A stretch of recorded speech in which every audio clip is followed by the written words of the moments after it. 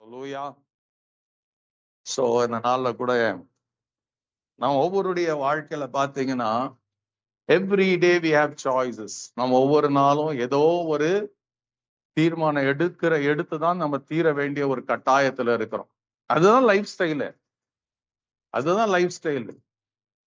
நாளைக்கு காலையில எந்திரிக்கிறோம்னா நாளைக்கு வேண்டி இந்த காரியம் அந்த காரியம், இங்க போகணும் அங்க போகணும். நம்ம எத்தனையோ எல்லாத்துக்கும் என்ன பண்றோங்க, நாம தான் முடிவு எடுக்கணும். வேற யாரும் உங்களுக்காக முடிவு எடுக்க முடியாது. வேற ஒருத்தர் உங்களுக்கு முடிவு எடுத்தாங்கன்னா உங்களுக்கு எனக்கு டென்ஷனே இல்லாத வாழ்க்கையா இருக்கு. ரைட்? நம்ம ஒவ்வொரு நாளும் we are compelled to make choices, compelled to make decisions. Amen. நாம படுக்க போகும்போதே டிசிஷன் எடுத்து தான் படுக்கிறோம். யாருன்னா படுக்கும் போது டிசிஷன் எடுக்காம வரோம் நான் தூங்க போறேன்னு எவ்வளவு பேர் படுக்கிறீங்க? படுக்க போகும்போதே நாளைக்கு எந்திரிக்கணும், நாளைக்கு இத்தனை மணிக்கு எந்திரிக்கணும், அதே போல நாளைக்கு காலையில ஸ்கூலுக்கு போகணும், பிள்ளைங்க போகணும், அதுக்கு நாளை காலையில எந்திரிக்கும் போது எதை பிரேக்ஃபாஸ்ட் பண்றது, எதை சமையல் பண்றது. சோ ஒரு குழப்பமான மனதோட தான் நம்ம படுக்கைக்கே போவோம். நாளைக்கு என்ன பண்றது, நாளைக்கு என்ன பண்றது, நாளைக்கு என்ன பண்றது. Amen. But we are compelled to make choices. Compelled to make choices. Choices இல்லாத வாழ்க்கை ஒருத்தருக்கும் இல்லை. சாய்ஸஸ் இல்லாத வாழ்க்கை யார் சொல்லுங்க வாழ்றாங்க? சில பேரை ரோட்ல பார்த்துருப்பீங்க. அவங்க மனநல பாதிக்கப்பட்டவர்கள் அவங்க பாட்டு இருப்பாங்க, அவங்க பாட்டுக்கு போவாங்க, அவங்க பாட்டுக்கு பேசிக்குவாங்க, அவங்க பாட்டுக்கு படுப்பாங்க, அவங்க பாட்டுக்கு உருளுவாங்க. They are not bothered about anything. ஆனா நமக்கு எப்படி இருக்குதுங்க, எல்லாத்திலையும் நாம சாய்ஸஸ் எடுத்துதான் தீர வேண்டியதா இருக்கிறது. பட் என்னன்னா எத்தனை முறை எத்தனை பேரு நாம எடுக்கிற சாய்ஸ் எல்லாம் த வைசஸ்ட் சாய்ஸா இருந்திருக்குது. எத்தனை பேர் நம்ம சரியான தீர்க்கமான முடிவு எடுத்து அந்த தீர்க்கமான முடிவுல நாம சந்தோஷப்பட்டு இருக்கிறோம். How many, எத்தனை பேருடைய choices, how many made choices and they felt happy about their choices. They are satisfied. அந்த எடுத்த முடிவினால எடுத்த தீர்மானத்தினால மனரம்யமாய் சந்தோஷமாய் மனசுல சமாதானத்தோட இருக்கிறோம். கேள்வி எழுப்புதா இல்லையா? பிகாஸ் எவ்ரிபடி, நீங்க நீதிமொழிகள் 16ஆம் அதிகாரத்துல படிச்சீங்கன்னா மனுஷனுடைய மனசு யோசிக்குமா, முடிவு எடுக்கும். Amen. Your heart makes the choices, decisions. பிரதியுத்தரம் கர்த்தரால வரும். So you make choices without knowing right or wrong. இது சரியான இடத்துக்கு போகுமா, சரியான காரியத்தை செய்யுமா, இதுல எனக்கு லாபம் உண்டாகுமா, இதுல எனக்கு சமாதானம் உண்டாகுமான்னு தெரியாது. எல்லாமே நம்ம சாய்ஸஸ் எல்லாம் we make choices on our assumption. அசம்ஷன்ல தானே சாய்ஸ் பண்றோம். நம்ம என்ன பண்றோம், நான் இங்கேருந்து போக போறேன், நான் அந்த இடத்துல போய் சேர்ந்துட போறேன். பட் அந்த போகிற வழியில என்ன இருக்குதுன்னு யாருக்கு தெரியும்? எவ்வளவு பேருக்கு தெரியும்? என்ன யாருக்கும் தெரியாதுல்ல. ரைட்? நம்ம சொல்லுவோம் இந்த நேரத்துல இங்க விட்டு நான் அந்த இடத்துல போய் சேர்ந்துருவேன். பட் நடுவுல டிராபிக் ஜாம் வந்துச்சுன்னா இல்ல வேற ஏதோ பிரச்சனை வந்துச்சுன்னா you will be stuck in the middle. உங்க சாய்ஸ், உங்க wisest of the wisest choice doesn't work there. You get frustrated, you get angry. கோபம் வந்துருது, வெறுப்பு வந்துருது, மன கஷ்டம் கிளேசம் வந்துருது. You don't know what to do. அதனாலதான் நம்ம என்ன பண்றோம், டிப்ரெஷனுக்குள்ள போயிடும், பல காரியங்கள் வந்து விடுகிறது. Amen. Our choices, நாம எடுக்கிற தீர்மானங்கள், நாம எப்படிதான் எடுத்தாலும் somewhere ஏதோ ஒரு காரியத்தை நம்ம மிஸ் பண்ணிடுவோம். அதனால நம்ம முடிவு வந்து தவறா முடியும். ரேரா நம்ம கரெக்டா முடிவுகளை எடுப்போம். அல்லேலூயா. But most of the choices இங்க மூளையில இருந்து ஆரம்பிக்கிறதுனால சில நேரத்துல மூளையில இருந்து ஆரம்பிக்கும், சில நேரத்துல மத்தவங்க யாரோ சொல்லி ஏதோ ஒரு சாய்ஸ் எடுப்போம். மத்தவங்க சம்டைம்ஸ் ஃப்ரெண்ட்ஸ், சம்டைம்ஸ் ஃபேமிலி இப்படி எல்லாம் சொல்லுவாங்க, நீ இதை நான் போன முறை இப்படி பண்ண எனக்கு சக்சஸ் ஆச்சு, நீ பண்ணு நீ சக்சஸ் ஆகும். ஃபெயிலியர் ஆயிடுச்சுன்னா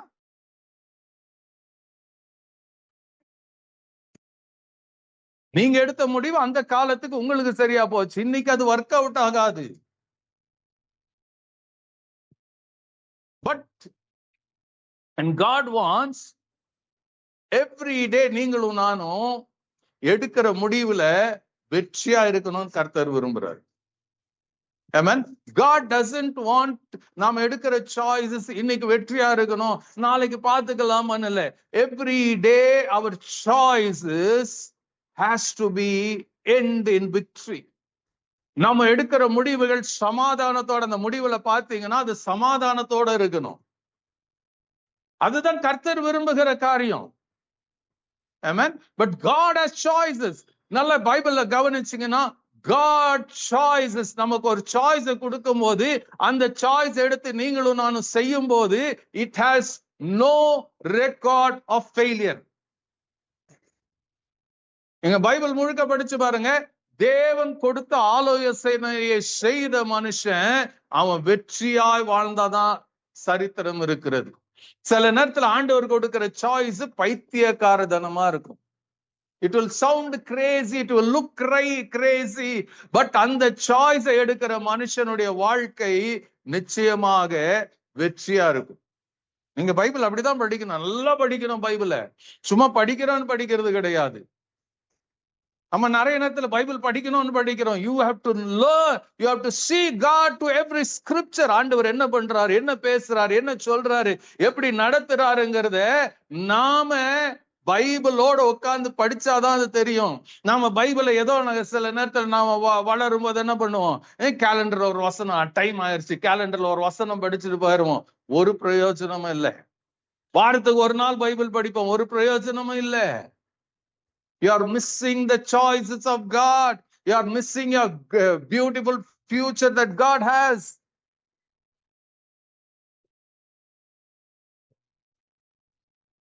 ஆண்டவர் சொல்லுவார்ல அழகா, when you read Jeremiah 29:11 நம்ம எப்போதுமே எல்லாருக்கும் தெரிஞ்ச வசனம் தான். ஆண்டவர் அங்க என்ன சொல்றாருங்க, நான் உங்கள் பேரில் நினைத்திருக்கிற நினைவுகளை நான் அறிவேன். I know the plans that I have for you. தமிழ்ல படிங்க. நான் உங்கள் பேரில், வாசிங்க 29:11, எரேமியா 29:11.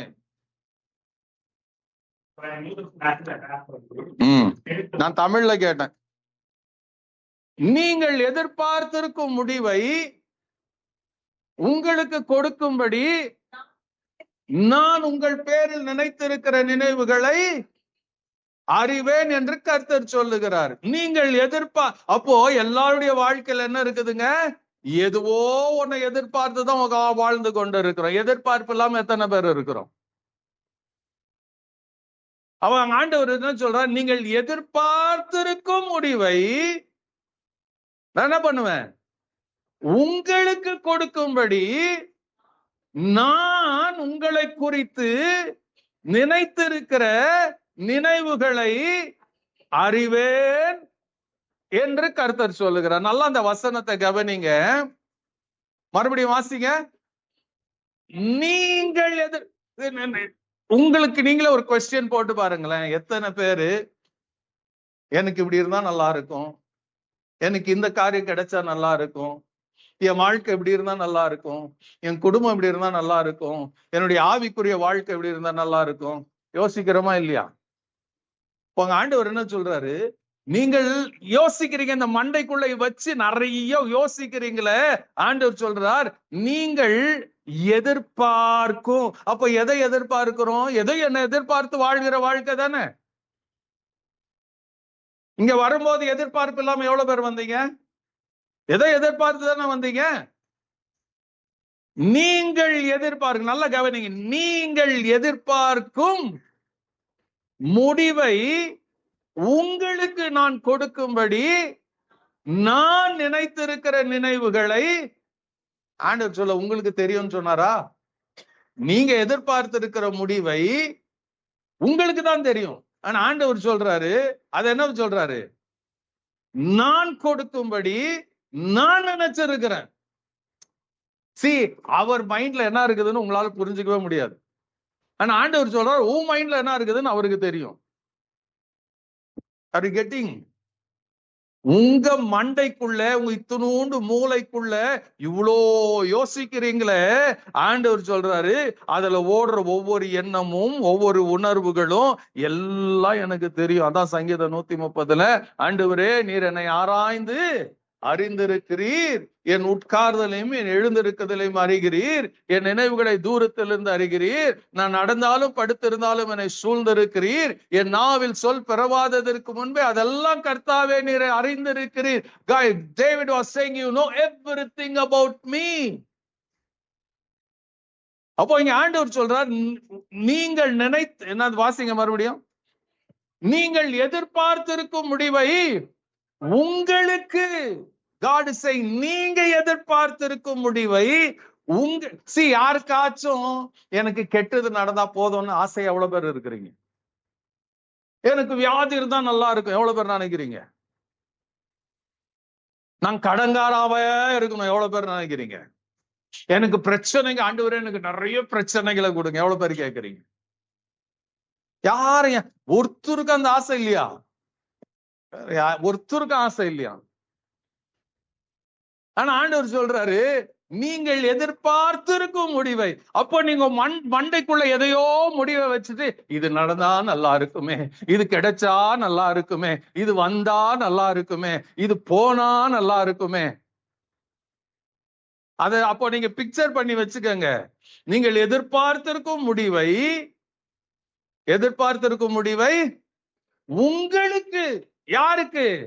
எதிர்பார்க்கிறவர்களுக்கு. Those who keep thinking, எதிர்பார்க்கிறவர்களுக்கு என்ன பண்றாராம்? நான் கொடுக்கிறதுக்கு உங்கள் பேரில் நினைத்திருக்கிற நினைவுகளை அறிவேன் என்று. பாருங்க, ஏன் அந்த கர்த்தர் சொல்லுகிறாருன்னு அது வரணும். Andor doesn't want anybody to take credit about what he is doing. அவன் நிறைய நேரத்துல நாம எடுத்து உங்களுக்கு கிரெடிட் தெரியுமா, நான் தான் அவனுக்கு ஹெல்ப் பண்ணேன் சொல்லி இருக்கிறோமா? நிறைய நேரத்துல நம்ம அறியாமலேயே நிறைய பெருமை உள்ள இருக்குது. எவ்வளவு பேருக்கு தெரியும்? ரொம்ப தாழ்வு, என்ன சொல்லுவாங்க, தாழ்மை நான் அவ்வளோ இருக்கிறேன், அதுலயும் பெருமை இருக்கும். You show yourself your humbleness. உன் தாழ்மை கர்த்தருக்கு மாத்திரம்தான் தெரியும். மனுஷருக்கு மத்தவங்க பார்த்து உன்னை பெருமையா பேசணுங்கிறதுக்கு அந்த தாழ்மையின் ஆக்டிங். சில பேர் ஜெபம் பண்ணுவாங்க, ஆண்டவர் சொல்வார், இந்த வேத பாறைகள் பரிசேர போற ஜெபம், அவன் ஜெபம் பண்ணுவோம், அதுல பெருமை இருக்கும். நான் ஜெபம் பண்ணத 4 பேர் ஓஹோன்னு சொல்லணும். யாருக்கு வேணும் அது? பெருமை உள்ள. நாம போடுற உடை, வஸ்திரம், கோல்டு, அதுல மாத்திரம் பெருமை இல்லை, அதை குப்பையில போடுங்க. ஆனா இப்படி ஆவிக்குரிய ஒரு பெருமைன்னு இருக்குது. 4 பேர் பார்த்தேன்னு நான் அப்படி போனேன், நான் சர்ச்சுக்கு போனேன், ஒரு என்ன அபிஷேகத்தோட போறாங்க. இதெல்லாம் உள்ள இருக்கிற பெருமை. இப்ப இங்க ஆண்டவர் என்ன சொல்றாரு? அதெல்லாம் ஆண்டவர் கொடுக்க போறது இல்லை. ஆண்டவர் என்ன சொல்றாரு? நான் என்னமோ நினைச்சிருக்கிறேன், அது எனக்கு தெரியும். நான் உனக்குள்ள இருக்கிறது எனக்கு தெரியும். ஆனா நான் நினைச்சிருக்கிறது உனக்கு தெரியுமா? நான் உன்னை குறிச்சு பிளான் வச்சுக்கிறது உனக்கு தெரியுமா? நான் உன்னை குறிச்சு வச்சிருக்கிற திட்டம் உனக்கு தெரியுமா? அது தெரியாததுனாலதான் நமக்கு பிரச்சனை. நான் கர்த்தர் சொல்லுகிறார், அவைகள் தீமைக்கல்ல சமாதானத்துக்கு ஏதுவானவைகள். ஆண்டவர் சொல்றார், நான் நினைச்சிருக்கிற நினைப்பு எப்படி தெரியுமா இருக்குது? தீமையான. It will never bring problem to you. It will never bring tears to you. ஆனா கண்ணீர் வரும், ஆனந்த கண்ணீர் வரும். உனக்கு துக்கப்படுத்துகிற காரியம் வாழ்க்கையில அதெல்லாம் கிடையாது. என்ன சொல்றாரு? தீமைக்குரியதல்ல சமாதானம். It will be full of peace. My peace, என்னுடைய சமாதானத்தினால் நிரம்பி இருக்கும். சமாதான தாபரத்துல உங்களை ஆண்டவர் படுக்க வைப்பாரு. சமாதானத்தின் கிருபையினால சூழ்ந்திருப்பீங்க. சத்ரு வரும்போது கூட நீங்க சமாதானத்தோடு இருப்பீங்க. That is the way God will lead. குழப்பம்லாம் இருக்காது அங்க. when God is guiding you. இன்னைக்கு எந்த கிறிஸ்தவர்கள் இந்த சமாதானத்தோட இருக்கிறோம்? யோசிச்சு பாருங்க. நம்ம வீட்டுக்குள்ளேயே பிரச்சனை இருக்கு. வீட்டுக்குள்ள பிரச்சனை இருந்துச்சுன்னா தலையில அடிச்சுக்குவோம். தலையில அடிச்சுக்கணும், மனசுக்குள்ள அடிச்சுட்டு இருப்போம். படார் நமக்கு அடிச்சுக்குவோம். அப்புறம் ஏன் தான் இந்த வாழ்க்கையோ, நான் ஏன் தான் பிறந்தனோ, இப்படி நமக்கு நாமே அங்கலாய்த்து கொண்டு இருப்போம். பட் ஆண்டவர் சொல்றாரு, நான் உன் பேரில் நினைத்திருக்கிற நினைவுகளை நான் அறிவேன் என்று கர்த்தர் சொல்லுகிறார். அது தீமைக்கல்ல, சமாதானத்துக்குரியவைகளே. இங்கிலீஷ்ல சொல்லும், I know the plans that I have for you. I know the plans.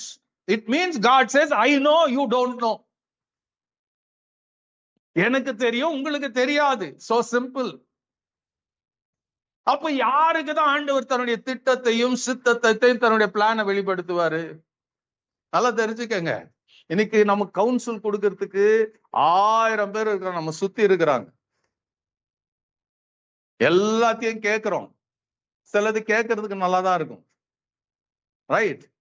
அதுல போகதான் தெரியும் அது நேரா போகுதா இல்ல மேல போகுதா இல்ல பள்ளத்துல போகுதான்னு தெரியாது.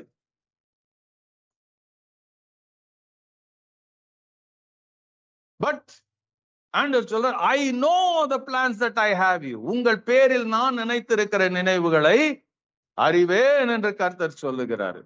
அப்ப யாருக்கு அவருடைய வைஸ் கவுன்சில், பெஸ்ட் பிளான் அவர் வெளிப்படுத்துவாரு? சங்கீதம் 25ஆம் சங்கீதத்தை I want you to turn to Psalm 25 verse 12. சங்கீதம் 25 12 13 14 வசனங்களை பார்க்கும்போது ஒவ்வொரு வசனத்தை பார்க்கலாம். அங்க சொல்லும் 12ஆம் வசனம், கர்த்தருக்கு பயப்படுகிற மனுஷன் எவனோ அவனுக்கு தாம் தெரிந்து கொள்ளும் வழியை, நான் உங்களை குறித்து நினைத்திருக்கிற நினைவுகளை நான் அறிவேன். அந்த நினைவுகளை யாருக்கு வெளிப்படுத்துவாரு? அவருக்கு பயப்படுகிறவர்களுக்கு.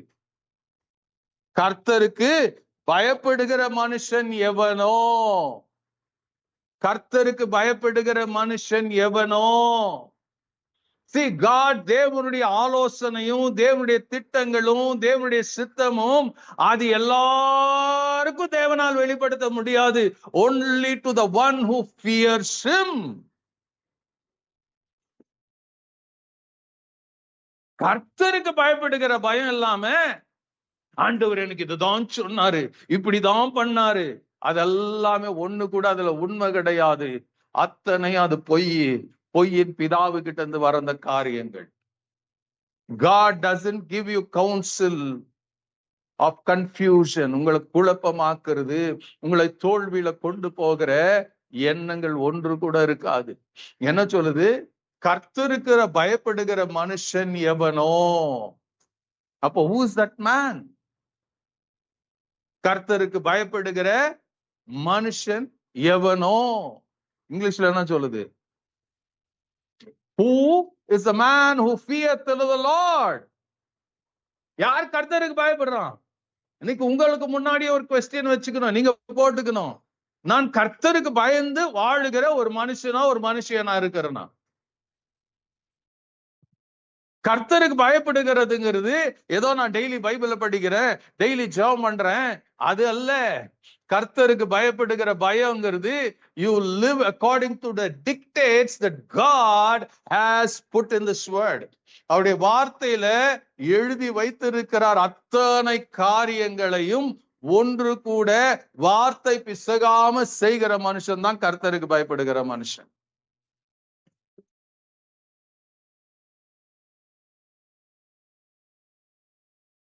வந்து சும்மா நான் பிரசங்கம் பண்றேன், அதனால நான் கர்த்தருக்கு பயப்படுகிற மனுஷன் நான் சொன்னேன்னா, நான் பைபிள் சொல்லுது என்னை நானே ஏமாற்றி கொள்ளுகிறேன், வஞ்சித்து கொள்ளுகிறேன் அர்த்தம்.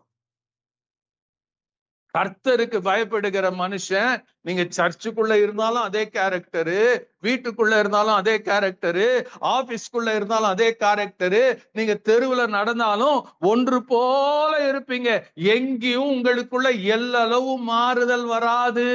உங்க ஆபீஸ்ல போய் ஒரு வேஷம், வீட்டுக்குள்ள ஒரு வேஷம், சபைக்குள்ள ஒரு வேஷம், அது இருக்கவே இருக்காது. நான் வேஷம் போடுகிறவனா இருக்கிறேன்னா, it means I am not fearing the lord. நான் மனுஷனுக்கு பயப்படுகிறேன், சூழ்நிலைக்கு பயப்படுறேன், அதுக்கேற்றபடிதான் எனக்கு ஆலோசனை வரும்.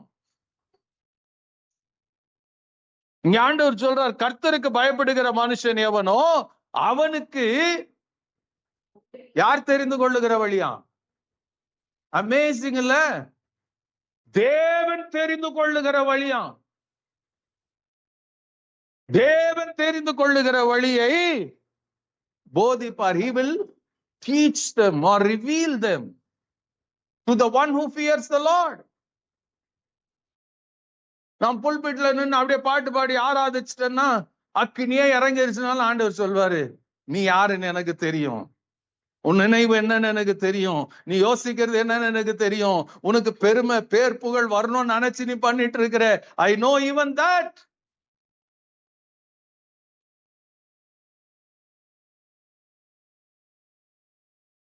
இன்னைக்கு ஊழியத்துல எத்தனை பேர் ஆண்டவர் சில நேரத்துல என்ன பண்ணுவாருங்க, நிறைய நேரத்துல ஆண்டவர் நமக்கு சில காரியம் அவருக்கு பிடிக்கலன்னா நம்ம ஸ்ட்ரிப் பண்ணிடுவாரு.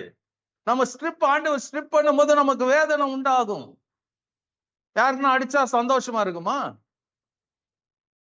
ஆண்டவர் பிடிக்காத செய்யும் போது ஒரு பலார்னு ஒரு அறை வரும். இந்த அறைங்கிறது அடிக்கிறது கிடையாது, செல்லத்தை உறிஞ்சிடுவார் ஆண்டவர், பிரிச்சிருவாரு, பிச்சு எடுத்துடுவாரு, நமக்கு காயம் உண்டாகும். அப்ப தெரிஞ்சுக்கணும், தேவன் ஏதோ செஞ்சுட்டு இருக்கிறாரு.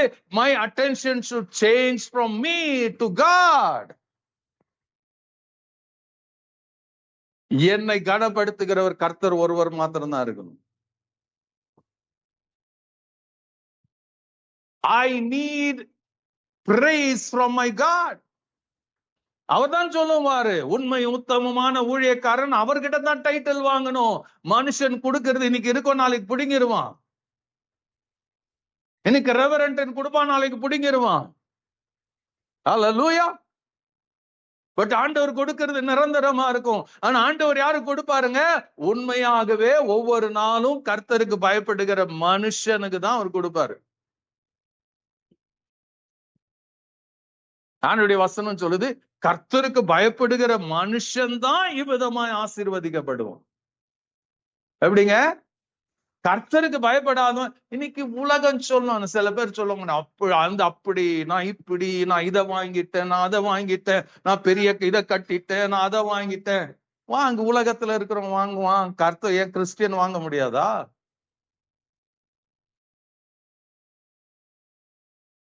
கர்த்தருக்கு பயப்படுகிறவர்களுக்கு கர்த்தரே ஆசீர்வாதத்தை கொடுப்பாரு.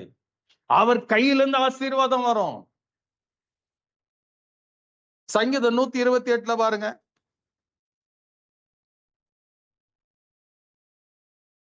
கர்த்தருக்கு பயந்து அவர் வழிகளில் நடக்கிறவன் எவனோ அவன் பாக்கியவான். அவர் சொல்றார், உன் கைகளின் பிரயாசத்தை நீ சாப்பிடுவாய், உனக்கு பாக்கியமும். யாருக்கு? கர்த்தருக்கு பயப்படுகிறவனுக்கு. கர்த்தருக்கு பயப்படுகிறவனுக்கு. கர்த்தருக்கு பயப்படுகிறவன் கையில் 5 அப்பம் 2 மீனா இருந்தாலும் அது பெருகும். கர்த்தருக்கு பயப்படுகிற மனுஷன் வீட்டுல அது கொஞ்சம் எண்ணெய் இருந்தாலும் பஞ்ச காலம் முடிகிற வரைக்கும் பெருகும். அது கர்த்தரால் ஆசீர்வதிக்கப்படுகிறது. அப்ப என்ன சொல்ற? கர்த்தருக்கு பயந்து அவர் வழிகளில் நடக்கிறவன் எவனோ, whoever யார் பயப்படணும்னு தீர்மானிக்கிறானோ அவனுக்கு, அவன் எப்படி இருப்பான்? அவன் பாக்கியவானா இருப்பான். அவன் உன் கைகளின் பிரயாசத்தை நீ சாப்பிடுவாய், உனக்கு பாக்கியமும் நன்மையும் உண்டாகும். உன் மனைவி வீட்டோரங்களில் கனி தரும் திராட்சை செடியை போல் இருப்பாள். உன் பிள்ளைகள் உன் பந்தியை சுற்றிலும் ஒளிவ மர கன்றுகளை போல் இருப்பார்கள். இதோ கர்த்தருக்கு பயப்படுகிற மனுஷன் இவ்விதமாய் ஆசீர்வதிக்கப்படுவான். கர்த்தர் சியோனிலிருந்து உன்னை ஆசீர்வதிப்பார். நீ ஜீவன் உள்ள நாளெல்லாம் எருசலேமின் வாழ்வை காண்பாய். உன் பிள்ளைகளின் பிள்ளைகளையும் இஸ்ரவேலுக்கு உண்டாகும் சமாதானத்தையும் காண்பாய். இது கல்யாணத்துக்கு படிக்கிற சங்கீதம். கல்யாணத்துக்கு படிச்சீங்கன்னா படிச்சு அது அந்த போது அதோட மறந்துடுவோம். சர்ச்சுக்குள்ள வெளியே வந்தோட உபதேசம் எல்லாம் காத்துல போயிடும். ஏதோ சொன்னாரு, ஐயர் சொன்னாரு, பாஸ்டர் சொன்னாரு, நம்ம லைஃபை நம்ம பார்க்கலாம்னு வருவோம். ஆனா இங்க பைபிள் சொல்லுது, எவ்ரிடே கிறிஸ்டியன் லைஃப், எவ்ரிடே உன் வீடு இப்படிதான் இருக்கணும். உன் மனைவி வீட்டோரங்களில் கனி தருகிற திராட்சை செடியா இருக்கணும். உன் பிள்ளைகள் ஒளிவ மர கன்றுகளை போல இருக்கணும். ஹல்லேலூயா. நீ கையிட்டு செய்கிற எல்லா வேலையிலும் ஆசீர்வாதம் இருக்கணும். That is the way God has planned. But அதுக்கு ஒரே ஒரு கீ இன்கிரீடியன்ட் என்னன்னா, கர்த்தருக்கு பயப்படுகிற பயம். கர்த்தருக்கு பயப்படுகிற பயம். அதோடைய அர்த்தம் என்னன்னா, நீ கர்த்தருக்கு, இங்க சங்கீதம் 25 சொன்னபடி, நீ கர்த்தருக்கு பயப்படுகிற எவனோ அவனுக்கு அவருடைய வழிகளை போதிப்பார். He will let you know his ways. நீ எதை செய்யணும், எப்படி செய்யணும், அதுல எந்த மாய்மாலம் இருக்காது, ஏமாத்துதல் இருக்காது. ஆண்டவர் கொடுக்கிற வழியில பெரிய லாபத்தை போல தெரியாது, ஆனா ஆண்டவர் பெருக செய்ய முடியும். If you are faithful to God, if you live in fear of the Lord. அடுத்த வசனம் பாருங்க, 11வது வசனத்துல, 13ஆம் வசனத்துல, கர்த்தருக்கு பயப்படுகிற மனுஷன் எவனோ அவனுக்கு தான் தெரிந்து கொள்ளும் வழியை போதிப்பார். அவன் ஆத்துமா நன்மையில் தங்கும், அவன் சந்ததி பூமியை சுதந்தரித்துக் கொள்ளும். அவன் ஆத்துமானா இருக்குங்க, நன்மையில் தங்கும். எவ்வளவு பேருக்கு ஆத்துமா இருக்குது? எங்க இருக்குது ஆத்துமா? எங்க இருக்குது ஆத்துமா சொல்லுங்க. Where is your soul? எங்க இருக்குது? யாருக்குமே தெரியாது எங்க இருக்குது. இங்கதான் உள்ளதான் இருக்குது, எங்கேயோ ஒரு மூலையில இருக்குது. இந்த ஆத்மாவுக்கும் ஆவிக்கும் வானத்துக்கும் உள்ள பூமி போல தூரம் இருக்குது. ஆனா மனுஷனுக்குள்ள இருக்கிற ஆவி ஆத்மான பக்கத்துல இருக்கிறதே போலும். கொஞ்ச நேரத்துல ஆவி அங்க போயிரும், ஆத்மா இங்க வந்துரும். நம்ம என்ன பண்ணுவோம்? மாம்சத்துல யோசிக்கிறோம், ஆண்டவர் தான் எனக்கு சொன்னாரு. மாம்சத்துல முடிவெடுப்போம். ஆத்மாவில மைண்ட் சொல்லும், மைண்ட் சொல்றதெல்லாம் சொல்லிட்டு ஆண்டவர் எனக்கு சொன்னாரு. Don't dare to do it.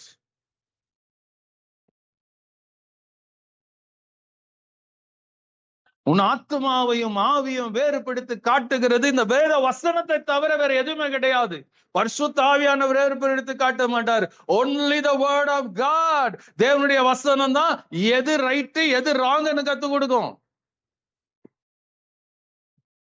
இன்னைக்கு நிறைய பேரு ஆவி எது ஆத்மா எதுன்னு மிஸ்இன்டர்பிரேஷன் வந்துடும். அங்கதான் நிறைய பேருடைய தீர்க்க தரிசனங்களே இப்படிதான், ஏதோ மனசுல வருதெல்லாம் தீர்க்க தரிசனம் சொல்றது, அதை நம்புறது ஒரு பெரிய கூட்டம் இருக்குது. அதை நம்பி வாழ்ந்து அழிந்து போகிற ஒரு கூட்டமும் பெருகி கொண்டு இருக்கிறது.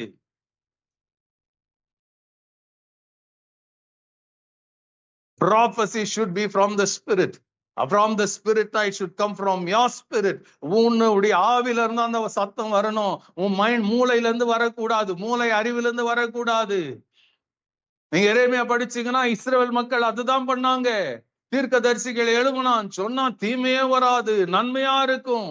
ஆண்டவர் சொல்றாரு, அவங்க கிட்ட நான் சொல்லவே இல்லை, என்கிட்ட அவங்க கேட்கவே இல்லை, அவங்க மனசுல வந்ததை அவங்க சொல்றாங்க. Don't believe it. இன்னைக்கு இந்தியாவில எவ்வளவு தீர்க்கதரிசிகள் இருக்கிறாங்க, தெருவுக்கு தீர்க்கதரிசி வந்துட்டாங்க. இன்னைக்கு சபைக்கு சபை தீர்க்கதரிசி, சின்ன கூட்டமா பெரிய கூட்டமா தீர்க்கதரிசி. ஜாக்கிரதையா இருக்கணும். ஆண்டவர் சொல்றாரு, கர்த்தருக்கு பயப்படுகிற மனுஷன் அவனுக்கு தான் தெரிந்து கொள்ள வழியை போதிப்பார், அவன் ஆத்துமா நன்மையினால் தங்கும். இங்கிலீஷ்ல என்ன சொல்லுது? His soul 25:13. His soul will live in prosperity. சில நேரத்துல டிரான்ஸ்லேஷன் எல்லாம் மாத்திடுவாங்க. He will live in prosperity. எங்க? His soul will live in prosperity.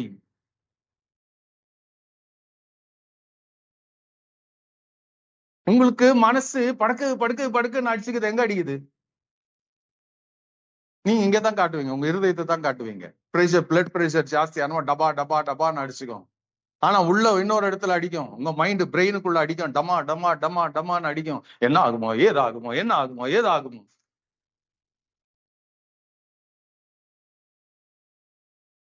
அது நமக்கே தெரியாது. அப்படிதான் ஆவியும் ஆத்மா எதுன்னு தெரியாம நம்ம முழிச்சிட்டு இருக்கிறோம். ஆவிக்கு ஆத்மாவை போட்டுக்குவோம், ஆத்மாவுக்கு ஆவியை போட்டுக்குவோம், ஏதோ ஒன்று செஞ்சு வாழ்ந்துட்டு இருப்போம். அவன் ஆத்மா நன்மையினால் தங்கும். His soul will prosper. அவன் ஆத்மா நன்மையினால் தங்கும். யோவான் சொல்வார், ஒரு வாழ்த்துதல் சொல்வார், இயேசுக்கு அன்பான சீஷன். எங்க சொல்றார் சொல்லுங்க பார்க்கலாம்.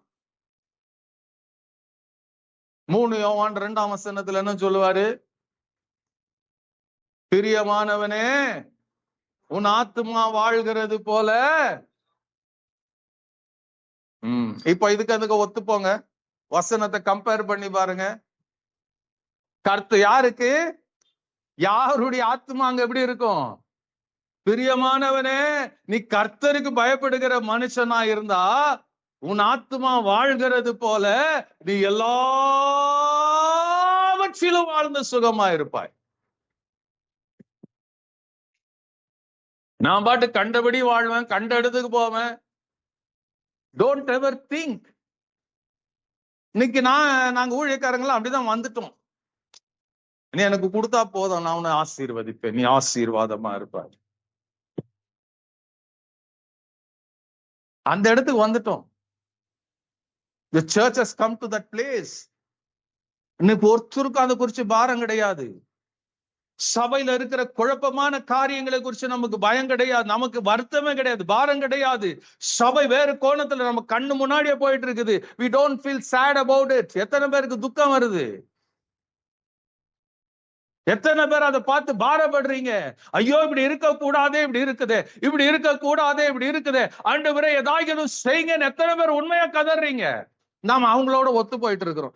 என்னமோ அவங்க பாட்டுக்கு அவங்க பண்றாங்க, நாம பாட்டுக்கு நம்ம போகலாம். ஆண்டவர் கேட்பார் நாளைக்கு, ஏன் அவ்வளவு பாரப்படி, ஏன் உனக்கு பாரம் வரலன்னு, ஏன் உனக்கு அந்த ஏக்கம் வரல, ஏன் உனக்கு துக்கம் வரல, ஏன் உனக்கு அழுக வரல? எரேமியா தீர்க்கதரிசியின் புத்தகத்தை படிச்சீங்கன்னா அதான் கண்ணுல அவர் சொல்லுவார், கண்ணுல அழுதுட்டே இருப்பார், ஆண்டவரே இப்படி எல்லாம் நடக்குது, ஆண்டவரே இப்படி எல்லாம் நடக்குது. படிங்க எரேமியாவை. நான் என்ன பண்றது ஆண்டவரே? ராஜாக்கள் எல்லாம் இப்படி இருக்கிறாங்க, தீர்க்கதரிசிகள் எல்லாம் இப்படி இருக்கிறாங்க, ஜனங்கள் எல்லாம் இப்படி இருக்கிறாங்க, நான் என்ன பண்றது ஆண்டவரே? என் தலை தண்ணீராலும் என் கண்கள் கண்ணீராலும் எரேமியா சொல்லுவார். நமக்கு நான் வர்றேங்க, நீ என்னன்னா பண்ணின்னு போ, I am least bothered because I will lose something. நான் எதுக்கு?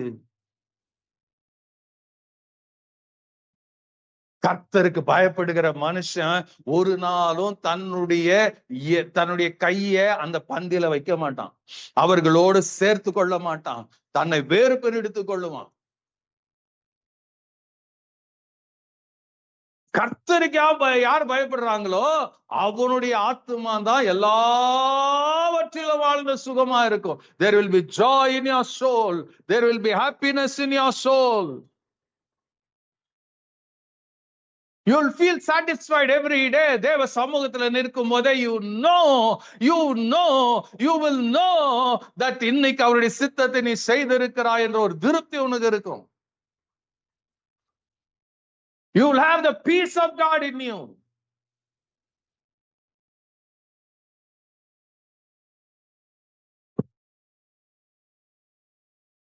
நான் இதெல்லாம் அப்படியே காலமா அப்படியே நான் கத்துட்டு வரலன்னு இல்லை.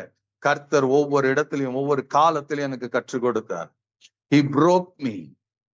என்னை உடைக்கிற எந்த அளவுக்கு உடைக்கணுமோ அளவு உடைச்சிட்டார் ஆண்டவரே. Hallelujah. Yeah, I'm a broken vessel. அவ்வளவுதான் எனக்கு தெரியும். இன்னும் உடைக்கிறார் என்ன. I'm happy about it because அவர் என்னை உடைக்க தான் I learn, I know my God more.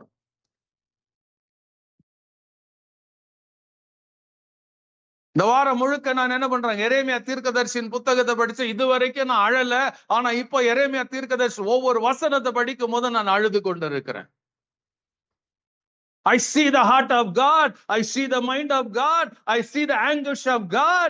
தேவனுடைய வியாகுலத்தையும் துக்கத்தையும் கண்ணீரையும் வேதனையும் பார்க்கிறேன். அவர் அங்கலாய்ப்பை பார்க்கிறேன். அவர் அங்கலாய்ப்பை பார்க்கும் போது என்னால அங்கலாய்த்து கொண்டாம இருக்க முடியல.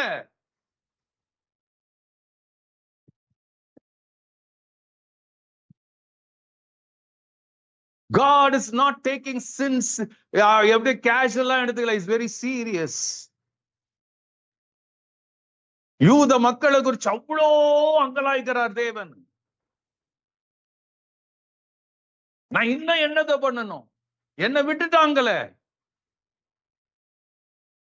கண்மலையாகி என்ன விட்டுட்டாங்களே. They have chosen the broken cistern. யோசிச்சு பாருங்க,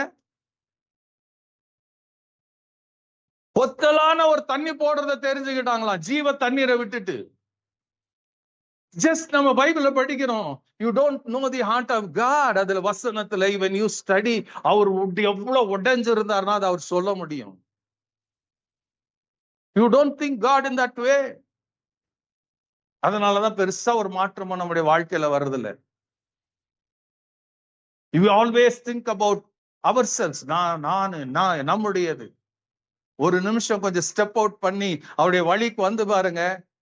ரொம்ப கஷ்டம். நான் ஜிப்பியன் சொல்றேன், it's not easy to step out, to come to the presence of God. அது ஒரு முறை வந்தாதான் தெரியும், ஆண்டவர் இவ்வளவு காரியம் வச்சிருக்கிறீரா எனக்கு.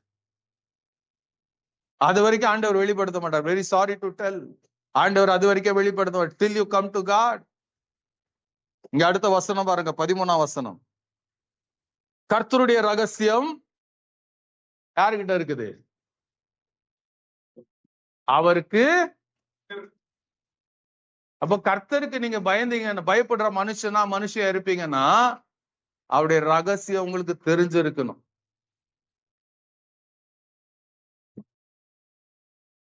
It's a normal thing to know the secrets of God. பெரிய குழப்பம்லாம் கிடையாது.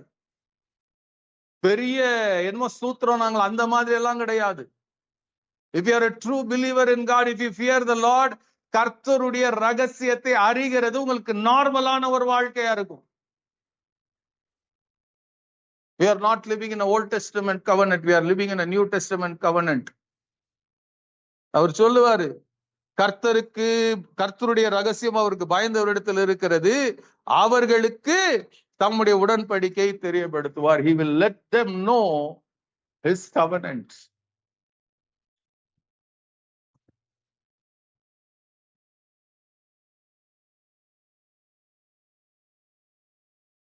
அப்போ இது யாருக்கு தெரியப்படுத்துவாரு? அப்பா ஒரு கூட்ட ஜனத்துக்கு. If you are ready to come to God, அவங்க சொல்லுவாரு. என்னன்னு 29:11 படிங்க. இப்போ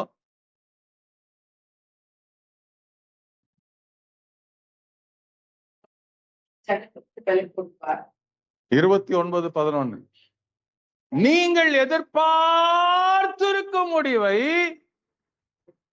உங்களுக்கு கொடுக்கும்படி நான் உங்கள் பேரில் நினைத்திருக்கிற நினைவுகளை அறிவேன் என்று கர்த்தர் சொல்லுகிறார். அப்போ உங்க லைனும் அவருடைய லைனும் அலைன் ஆகணும்.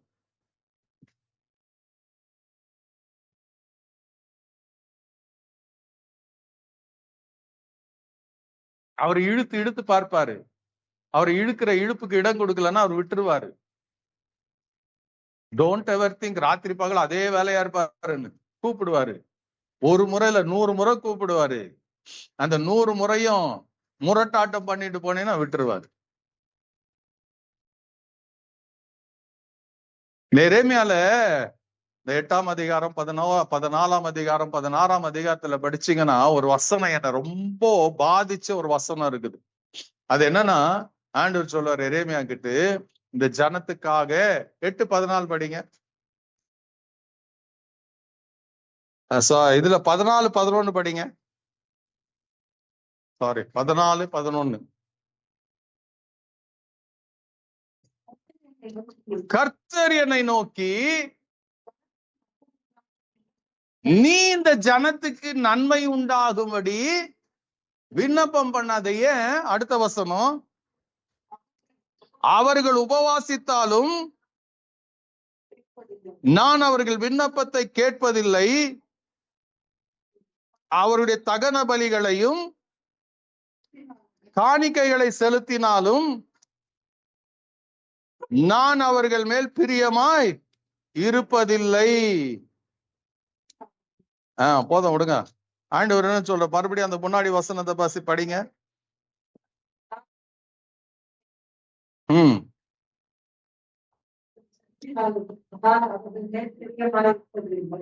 இங்க ஆண்டவர் என்ன சொல்றாரு, இவர்களுக்காக நீ ஜெபம் பண்ணாதப்பா. ஆண்டவர் சொல்லுவாரா? சொல்லுவாரா?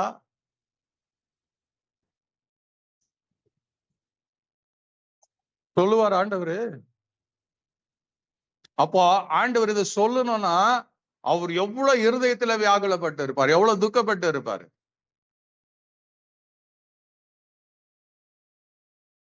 God himself says to Jeremiah, do not pray for these people. இந்த ஜனங்களுக்காக நீ விண்ணப்பம் பண்ணாதா, இவங்க நல்லதுக்காக ஜெபம் பண்ணாத. அப்போ யோசித்து பாருங்க எந்த அளவுக்கு யூத மக்கள் தேவனை விசனப்படுத்தி இருக்கணும், துக்கப்படுத்தி இருக்கணும். நான் அதை படிக்கும் போது இன்னைக்கு இருக்கிற சூழ்நிலையை நான் யோசிச்சு பார்த்தேன். இன்னைக்கு இருக்கிற காரியம் எப்படி இருக்குது, எவ்வளவு துணிகரமா காரியங்களை செய்யறாங்க, துணிகரமா பாவம் செய்யறாங்க, துணிகரமா காரியங்களை செய்யறாங்க. சொல்லிட்டு கர்த்தர் தான் அனுமதிச்சார், கர்த்தர் தான் சொன்னாருன்னு சொல்றாங்க. அப்போ ஒரு நாள் வரும், they will come. உண்மையா கர்த்தருக்கு பயந்து ஜெபிக்கிறவங்களான்னு ஜெபம் பண்ணாது. அப்போ வருதுன்னா தெரிஞ்சுக்கங்க, ஆண்டவருடைய ஜட்ஜ்மெண்ட் காலம் வந்துருச்சு.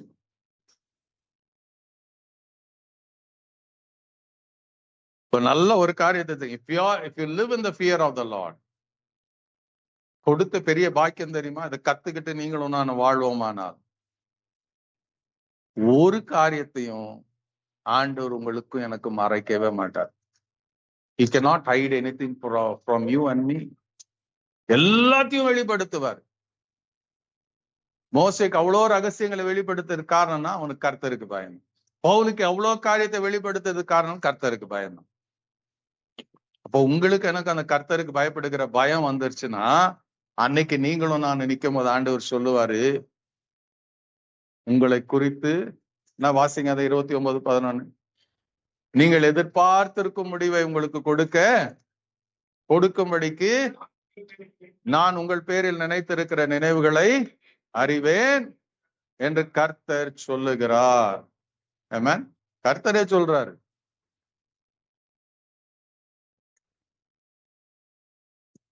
அது கீழே இருக்கிற வசனம் எல்லாம் படிச்சீங்கன்னா அதெல்லாம் கண்டினியூட்டி.